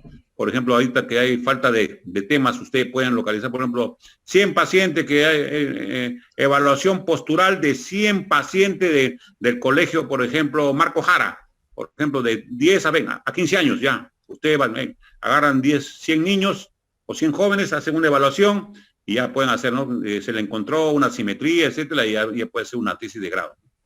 Porque a veces los mismos temas, planificación familiar, planificación ya son los mismos temas como dicen, muy trajinados, ¿no? Puede ser un tema de esto, ¿no? Una evaluación, por ejemplo, de esto, y puede ser, cuando está bien hecho, puede ser publicado todavía, con fotos, etcétera, ¿no? Que ahorita es gran facilidad con estos celulares. Ustedes pueden encontrar asimetría de hombro, pueden encontrar, por ejemplo, pectum excavatum, pueden encontrar, ¿no? Etcétera. Aquí en este caso, cuando hay un aumento de la actividad muscular, hay un aumento del estrés, un aumento del dolor, ¿no? Y aquí, por ejemplo, a todos los pacientes usted no le va a solicitar placa, ¿no? Porque su estudio va a ser muy caro. Pero, por ejemplo, con una tabla de postura hecha así, ¿no? Puede ser, pueden hacerlo. Se consiguen una buena pizarra blanca, lo hacen con su tinta, ¿no? Que no se borre, y se puede hacer un estudio, ¿no? A grandes poblaciones. Cuando una hiperlordosis es un aumento de la curvatura lumbar, que no he dicho, es frecuente también, ¿no? Aquí, como le dije, hay mucha curvatura, se llama hiperlordosis. Como dice su colega, es una de las causas de dolor lumbar crónico, ¿no? Aquí, por ejemplo, se le diría a la persona, por ejemplo, tiene que tratar de bajar de peso, evitar que la persona duerma boca abajo. Al dormir boca abajo, esta curvatura se va a aumentar, por ejemplo, y también tratar de que haga ejercicios de fortalecimiento de la zona abdominal anterior, ¿no? ¿Para qué? Para tratar. Por ejemplo, la gestante, por ejemplo, tiene mucho dolor porque hay un aumento de la curvatura lumbar, porque el eje, ¿no? El centro de gravedad del cuerpo se va hacia delante, ¿no? Es una de las causas, ¿no? Ya saben, causa del dolor lumbar crónico puede ser una hiperlordosis. Y lo sacan así también con esta tabla de postura que se hizo, o si no, como digo, con una adecuada, ¿no? Con una adecuada visión con los dos pies laterales, en una buena posición, en atención, usted con los brazos hacia adelante puede localizarse esto, ¿no? Es la patología más frecuente de la columna que van a encontrar, ¿no? Aquí detectar los problemas del equilibrio. Ya, alcalde, usted, ya nos vamos a ir, ya establecer alteraciones de partes blandas. Aquí la postura se va a interrelacionar la estructura y la función. Y se va a encontrar las respuestas a muchas interrogantes, como hemos dicho. Un buen examen de postura, ¿no? A veces va a ser una buena, y se hace una buena terapéutica, ¿no? Ya, ¿no? ¿Alguna pregunta? Vamos a avanzar a ver con la primera parte de esta clase que vamos a seguir luego, porque tenemos una clase para recuperar, ¿no? Con el delegado a ver si nos ponemos de acuerdo para el día, ¿qué día puede ser? El día lunes, ¿no? O lunes si puede ser, o el sábado creo, ¿no? Hemos quedado. A ver, porque tenemos que recuperar de este curso. Ya, a ver. Aquí, por ejemplo, no, esta es la parte posterior del certificado. Este de aquí. Ya. Este es el certificado, el famoso certificado de discapacidad, por ejemplo. En la primera parte, ¿qué se va a observar? El establecimiento de salud, ¿no? De acuerdo a esta ley, ¿no? Que hemos dicho en la primera parte de la clase, la ley 29973, ¿no? Establecimiento de salud, apellidos y nombre de la persona que va a sacar, por ejemplo, puede ser, por ejemplo, Magali Medina, por ejemplo, con sexo femenino. Edad, por ejemplo, esta mujer tiene 57 años, por ejemplo, 57 años. Tiene que tener historia clínica, el documento de identidad, el DNI de la persona, y se hace la primera parte, el diagnóstico del daño. ¿Qué significa el diagnóstico del daño? Significa la secuela, las lesiones o los perjuicios que tiene la persona, ¿no? Por ejemplo, vamos a poner que esta persona, Magali Medina, ¿no? Magali Medina, que hemos puesto. Dice, ¿cuenta con certificado? No cuenta, vamos a poner. Vamos a poner que esta persona es diabética, ¿no? Diabetes mellitus E10. E10. Este es el CIE10. Disculpe, sí. No ha cambiado de diapositiva todavía, se ve la misma. Ya, un ratito, entonces. ¿Ahí ve? Sí, ahora sí ven. Ahora sí ven todos, ¿no? ¿Sí? Ok, doctor. Ya. Certificado de discapacidad, de acuerdo a la ley 29973. No sé si dice. El establecimiento, los apellidos están poniendo Magali Medina, ¿no? Sexo femenino, edad 58 años, que tiene 57, 58 años tiene esta señora. Su DNI, vamos a poner 09180268, por ejemplo. Historia clínica 747, por ejemplo. ¿Cuenta con certificado? No cuenta con certificado. Por ejemplo, primera vez que saca. Porque, por ejemplo, esta persona quiere sacar, necesita para un juicio, necesita para una pensión no contributiva, por ejemplo, necesita para tener su carnet de CONADIS, es un carnet de la Comisión Nacional de Discapacidad, de acuerdo a la ley, ¿no? Ya, el diagnóstico del daño, como hemos dicho. Diagnóstico de daño es la lesión, secuela o perjuicios. El diagnóstico etiológico en este caso es la enfermedad o la causa. Por ejemplo, la causa puede ser diabetes mellitus. ¿Entienden o no? Acá en el diagnóstico etiológico se pone la causa. Diabetes mellitus. El CIE10 es E10.0. El diagnóstico de daño. Vamos a poner que a raíz de que esta persona ha tenido, por ejemplo, un pie diabético, se le ha necrosado el pie.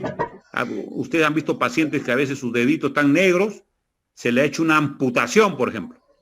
Una amputación de miembro inferior. Tiene también un diagnóstico que se llama T10.0. Eso se busca en el CIE10.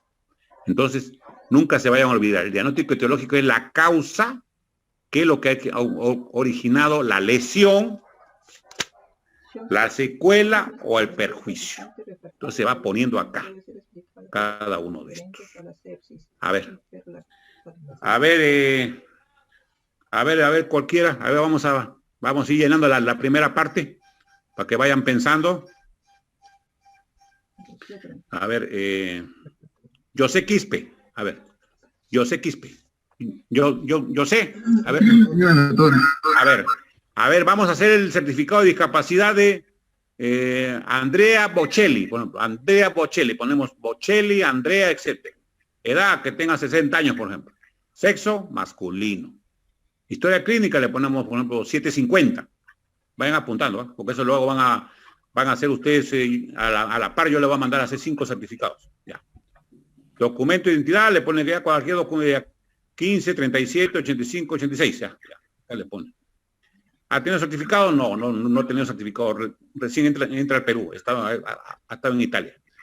Diagnóstico etiológico. ¿Qué es lo que ha causado? Primero, ¿qué es lo que hemos dicho? Andrea Bocelli con su canción en la vez pasada, que era amaurosis por glaucoma. Ese es el daño. El daño es la amaurosis. Sí. El daño es la ceguera o la amaurosis. Glaucoma. Claro, el diagnóstico, la causa, como dice su amigo, es glaucoma. Nunca se vayan a olvidar. El diagnóstico etiológico sería la causa, como dice su colega, sería el glaucoma, y el daño es la amaurosis bilateral, ¿no? Ya, a ver, así vamos a ir viendo. Para que ustedes... A ver, otro. A ver. Junior Ascona. Junior Ascoma. Junior, ¿está? Eso de para el quinto día. Ya. No es cualquier... Martínez. Kenny Martínez. Kenny. Sí, doctor. Kenny Martínez. Kenny Martínez está. Sí, doctor, buenas tardes.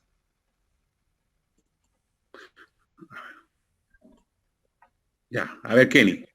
A ver, Kenny Martínez, igualito. Vamos a hacer sobre Luis Galarreta, por ejemplo.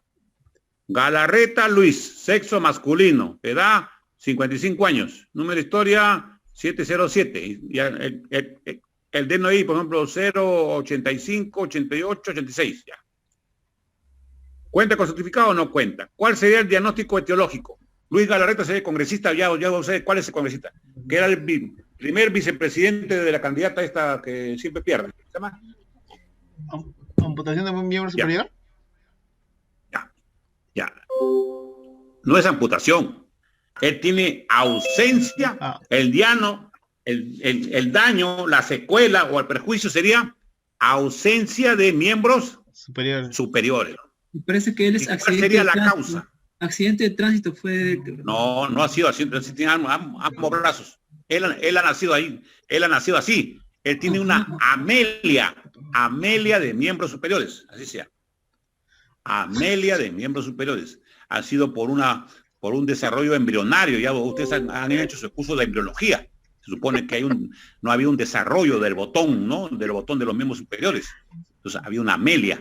Por ave motivo, puede ser por una causa hormonal, genética, etcétera, farmacológica, etcétera, que ha generado que no haya un desarrollo de ese botón de los miembros superiores. Eso es lo que del ectodermo y del endodermo, ¿no? No, mesodermo sí, del ectodermo y del endodermo, ¿no? Por lo cual no hay, como dice usted, hay una ausencia de miembros superiores. Amelia sería. Entonces, en este caso, la causa y el daño, o la secuela, ¿no? A ver, que es algo frecuente, ustedes van a ver también, ¿ya? El siguiente, Silvia Obando. Silvia Obando.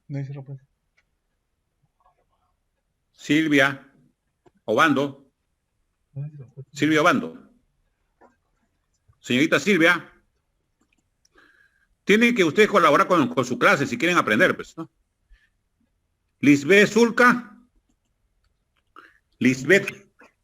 Presente, doctor, buenas tardes. Usted tiene un señor, Juan Pérez, que trabaja en la mina Antamina, es perforista. Ha estado trabajando y ha habido una explosión. ¿Qué es lo que podía? Él dice, doctora, quiero un certificado de discapacidad. Y le cuenta, yo he estado perforando en una mina a tajo cerrado y hubo una explosión en ese momento. ¿Qué es lo que usted puede suponer? Y la persona no puede comunicarse con usted, está con un familiar, porque no puede conversar y no puede oír. ¿Cuál sería la causa? Por ejemplo, usted le pone, como dice, no hemos dicho, Juan Pérez, ¿no? Sexo masculino, 50 años, su diagnóstico total. No tiene. Hemos dicho que es minero, ¿sí? ¿Cuál es su diagnóstico teológico? ¿Cuál será la causa que usted cree?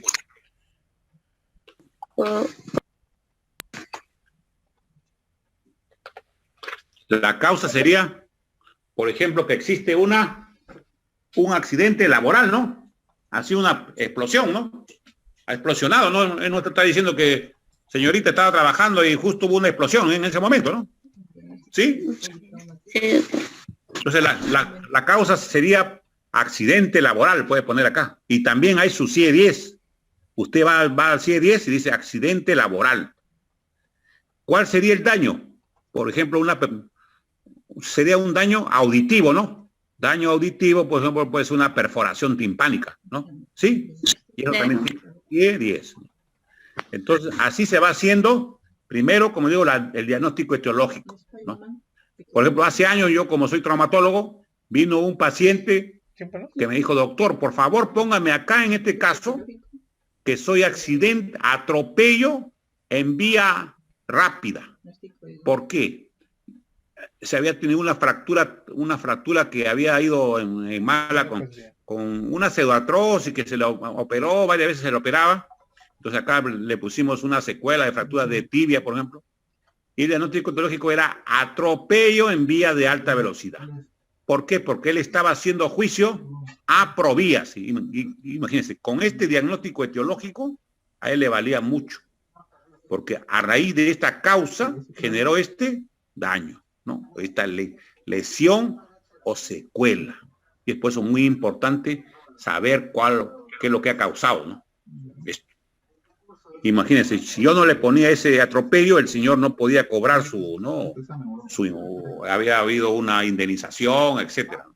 Y es muy importante a veces esos certificados de discapacidad. Por eso la importancia. Ya. A ver, otro que es frecuente, por ejemplo, cuando vienen las personas, ustedes han visto las personas que vienen con poliomielitis. ¿Dónde pondrían? ¿En el etiológico o en el daño? A ver, piensen. En daño. Lógico. A ver, Lógico. Edwin Quispelaya, a ver, ¿dónde pondría usted? Una persona que tiene poliomielitis, tiene su ortesis, tiene sus fierros, como usted venga ahí que están caminando a veces. ¿Dónde pondría usted? ¿En el daño o en el etiológico? En el etiológico, doctor. En el etiológico. La causa es la poliomielitis, ¿no? Y etiológico podríamos poner lesiones de neurona motora, por ejemplo, ¿sí? Y usted lo busca en el CIEDIS. Las lesiones de neurona motora, como usted ha visto ya sus buenos conocimientos de neurología y de neuroanatomía, generalmente la poliomielitis va a afectar la parte anterior de la médula, la parte motora, ¿no? Generalmente, ¿no? La neurona motora, ¿no? Entonces se pone diagnóstico etiológico, que es muy frecuente. Ellos son los que más solicitan poliomielitis, ¿no? Que es creo que a 10.0, sí. Y el diagnóstico etiológico sería lesión de nervio, neurona motora o zona motora de miembros inferiores. Entonces, sería la lesión, la secuela, ¿no? Y el etiológico sería la causa. Nunca se vayan a olvidar. A ver, otro caso, a ver este señor, a ver otro. ¿Los diapositivas de canalización? Guanambal, a ver, Guanambal. Edwin Guanambal. Presente, profesor. A ver, el cantante Roberto Carlos, a ver, ¿qué es lo que podríamos poner? Como hemos dicho en la clase pasada, Roberto Carlos forma parte de las personas con discapacidad y son exitosos, pero ha tenido un problema, ¿no? ¿Cuál ha sido? ¿Usted lo llenaría, Roberto Carlos? Su edad, por ejemplo, sería 70 años aproximadamente, sexo masculino, su historia clínica. ¿Cuál sería el diagnóstico etiológico? ¿Qué es lo que le ha causado su lesión? Un accidente. ¿Accidente por qué? Un accidente. Accidente, pero está bien. Es accidente que él ha sido ocupante de vehículo, ha sido una persona que conduce un vehículo o una persona que lo ha atropellado un vehículo. Atropello cuando era niño. Atropello cuando era niño, atropello por tren. También tiene su CIE-10. Atropello por tren se pone acá y tiene su CIE-10. Usted va al CIE-10, también tiene. ¿Y cuál sería el diagnóstico de daño? La lesión, la secuela, ¿cuál sería? Tuvo una amputación de un miembro inferior, ¿no? Miembro inferior, creo izquierdo. De miembro inferior. Claro, también tiene su CIE-10. Entonces, así se va haciendo este certificado, la primera parte. ¿Alguna duda? ¿Cuál es que le ciego? ¿Hasta ahí? Feliciano. ¿Sí? ¿Alguna duda, Diego? Otro ejemplo que vamos a hacer para que quede bien. A ver, Lisbeth Zulca. Lisbeth. Sí, doctor. A ver, el cantante Feliciano, a ver, ¿qué es lo que ha tenido? A ver, ¿qué es lo que usted podría decir? Será el mismo, pues como es reseteado. Él tuvo un desprendimiento de retina, por ejemplo. ¿Qué es lo que podríamos decir? El cantante de ¿Qué será?, etcétera. He escuchado muchas canciones seguramente. El diagnóstico teológico, ¿cuál sería? Sí, Lisbeth. Señorita. Desprendimiento de retina. Claro, diagnóstico de desprendimiento de retina, con su C10. Y el diagnóstico del daño sería una amaurosis, ¿no? El hombre es ciego, ¿no? No puede ver.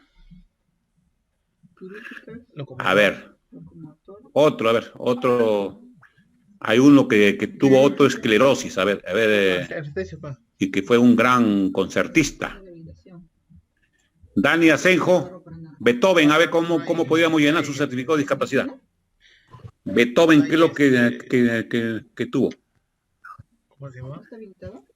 Sí. Son 3 cursos habilitados. Dificultad de la audición.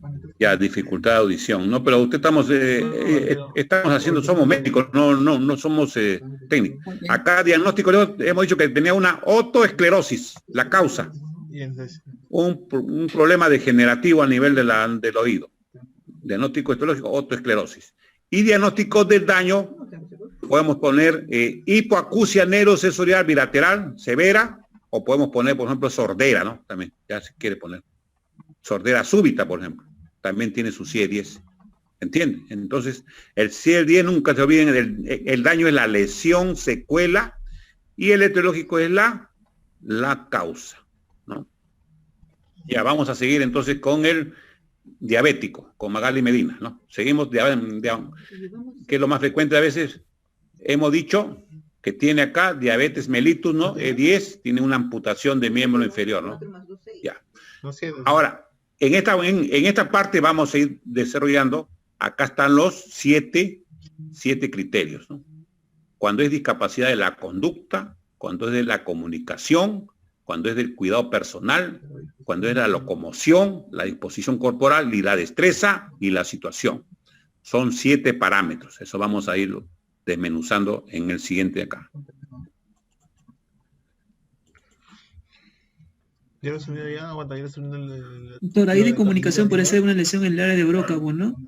Claro, vamos a ver, ir viendo. Este es el taller que se hizo en el INR, ¿no? Calificación de grado de discapacidad, ¿no? Aquí, ¿cuáles son las áreas para calificar? La discapacidad hemos visto ya. Ahí, como dice usted, ¿no? Son 7, 1, 2, 3, 4, 5, 6, 7, ¿no? La conducta, ¿no? La comunicación, del cuidado personal, la locomoción, la disposición corporal, la destreza y la situación. Vamos a dejar primero esta parte. Cuando hay 1, 0, no hay limitación. Cuando 1, 1 realiza actividades y mantiene la actividad con dificultad, pero sin ayuda. 2, realiza y mantiene la actividad solo con dispositivos o ayudas. Requiere además de asistencia momentánea de otra persona. 4, requiere de asistencia de otra persona la mayor parte del tiempo.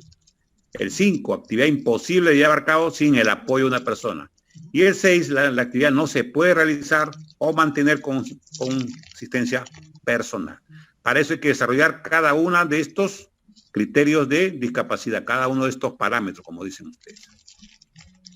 Criterios para la clasificación de grado de discapacidad, evaluar lo que la persona realiza y de acuerdo al grupo de edad. Como hemos dicho, en cada limitación son 7, conducta, comunicación, locomoción, ¿no? Y hemos dicho, ¿no? Aquí. Gravedad y limitaciones. ¿Te pasan los diapos, los PPTs? ¿Sí? Acá la discapacidad es en relación al daño que ha tenido la persona, ¿no? Pero vamos a desarrollar primero los parámetros. Ya hemos dicho los 7, ¿no? Conducta, comunicación, del cuidado personal, de la locomoción, de la disposición corporal, de la destreza y de la situación. Ese para la segunda parte de nuestro certificado. ¿A qué se dice conducta? Primero hay que leer primero eso. Se hace referencia a la conciencia y capacidad de los sujetos para conducirse en las actividades de la vida diaria con relación con otros, incluido la capacidad de aprender. Esa es conducta, la capacidad de aprender y conducirse en las actividades de la vida diaria, ¿no? Acá tenemos la discapacidad de la conciencia del yo, discapacidad en lo referente a la localización en el tiempo, espacio y persona, discapacidad de identificación, a veces perturbación de la capacidad para identificarse a objetos y personas, discapacidad de la seguridad personal. Esto va a formar parte, nunca se olviden, de la conducta, ¿no? Discapacidad de la seguridad personal, discapacidad en lo referente a la conducta situacional de la persona en relación a los objetos. Ese es en la conducta. Discapacidad en la adquisición de conocimientos y discapacidad de carácter educativo. Y discapacidad del rol familiar y rol ocupacional, ¿no? En nuestro caso, estamos hasta el número 12, ¿no? En nuestro caso.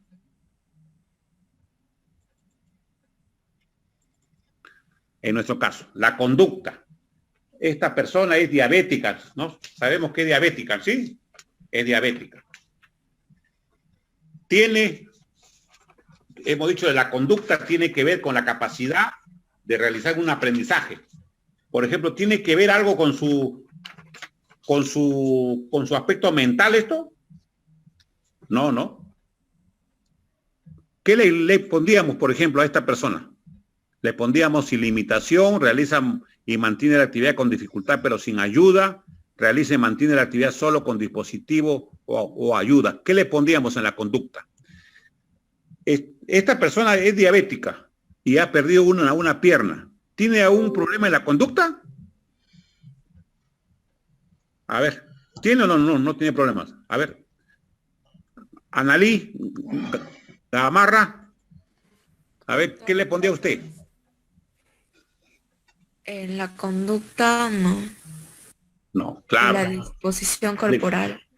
No, estamos primero en la primera parte. En la conducta, no. No, entonces le pondríamos 0. ¿Estamos de acuerdo?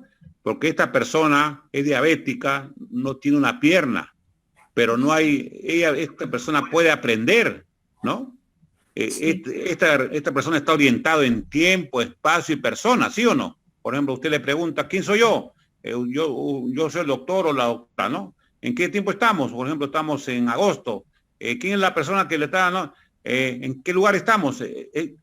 Estamos en un centro médico, estamos en un hospital.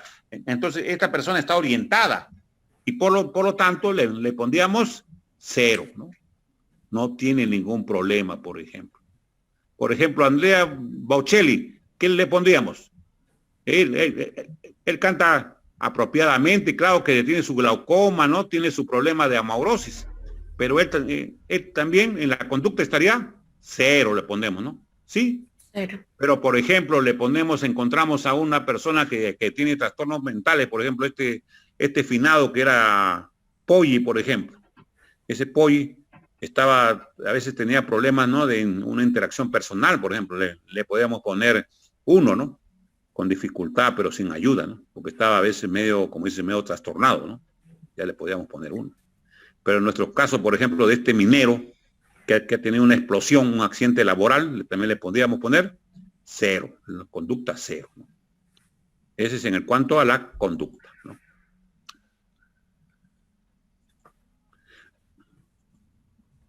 Vamos a seguir. Este es el otro que ya terminamos.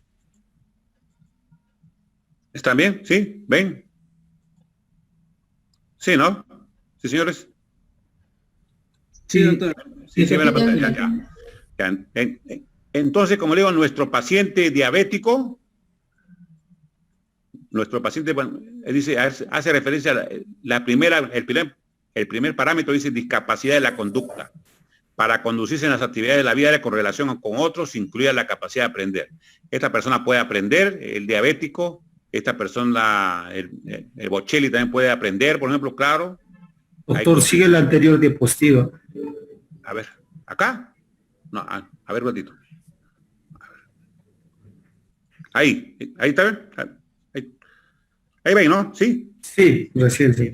Entonces, el primer parámetro del certificado sería, primero hemos dicho, la conducta, ¿no? La conducta ya hemos dicho que es en relación a las actividades de la vida diaria en relación con los otros, incluido la capacidad de aprender. Significa que la persona hay conciencia del yo, hay localización de tiempo, espacio y persona, se puede identificar apropiadamente, ¿no? Hay en relación a la seguridad personal, en referente a la conducta situacional de la persona. No hay problema en eso. Entonces hemos puesto 0. Significa que la persona no tiene limitaciones en relación a este parámetro, ¿no? De la conducta, ¿no? El siguiente. De la conducta social también, discapacidad de la conducta social. Es una discapacidad de la personalidad, por ejemplo, tampoco no hay, ¿no? Aquí. La conducta, aquí, por ejemplo, es una persona que ya tiene un retraso mental, por ejemplo, que hay una discapacidad de la conducta, ¿no? En este caso. El segundo parámetro, de la comunicación. Dice, hace referencia al problema de la capacidad de la persona para mirar, escuchar, generar y emitir mensajes, escribir y comprender mensajes. A veces, en la primera, hace referencia a la persona para mirar, para escuchar, para generar, emitir mensajes, escribir y comprender mensajes. Ese es el segundo parámetro de nuestro certificado. Deficiencia en la función sensorial, oído, en la estructura del oído, acá, como digo, puede ser este minero que hemos tenido en una hipoacusia, discapacidad para escuchar, ¿no? Discapacidad para entender el habla, para hablar, para escuchar el habla, para escuchar otros mensajes, por ejemplo. Esa es la discapacidad de la comunicación, ¿no? Deficiencia en la función sensorial, cuando hay ceguera en ambos lados, ya hemos visto, vamos a calificar. Cuando hay discapacidad para fines visuales en conjunto, para fines visuales de detalle, otras discapacidades para ver y actividades similares. Discapacidad para escribir, por ejemplo, otra discapacidad de la comunicación, para expresión verbal, etcétera. Ese es el segundo, la segunda parte de nuestro certificado. ¿No?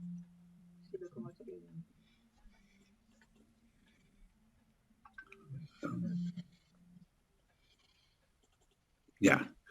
Del cuidado personal, ¿no? Como hemos dicho. Aquí.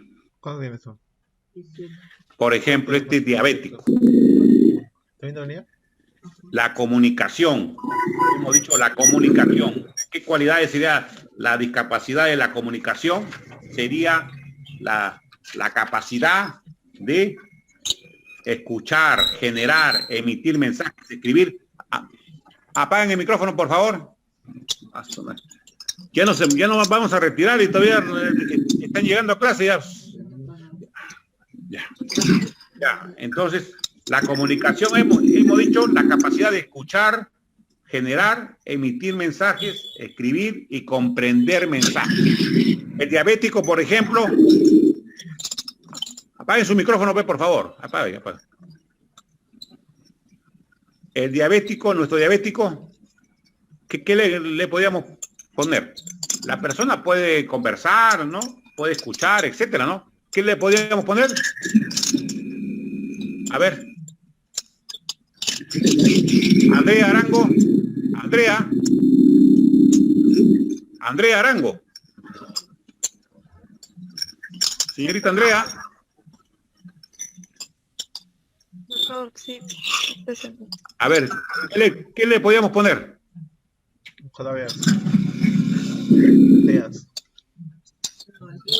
Andrea Arango. No, disculpe, ¿la puedo repetir la pregunta?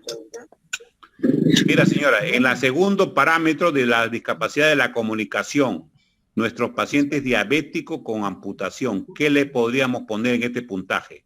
1, sin limitación, realiza y mantiene la actividad con dificultad pero sin ayuda. ¿Qué le podríamos poner? ¿Qué número le ponemos a nuestro paciente?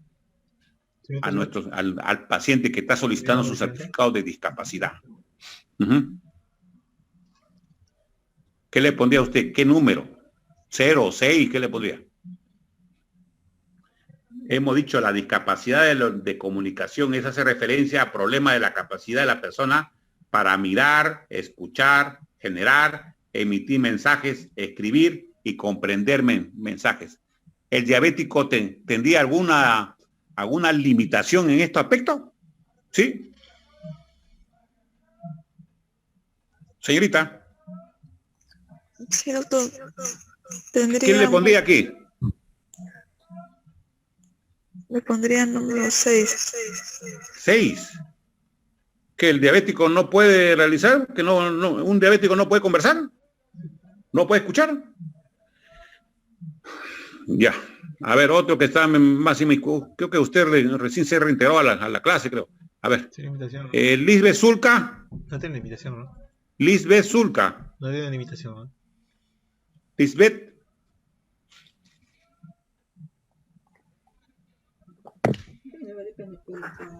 Lisbeth Zulca. Sí, ¿qué le pondríamos? Sí, está controlado. Lisbeth, ¿está?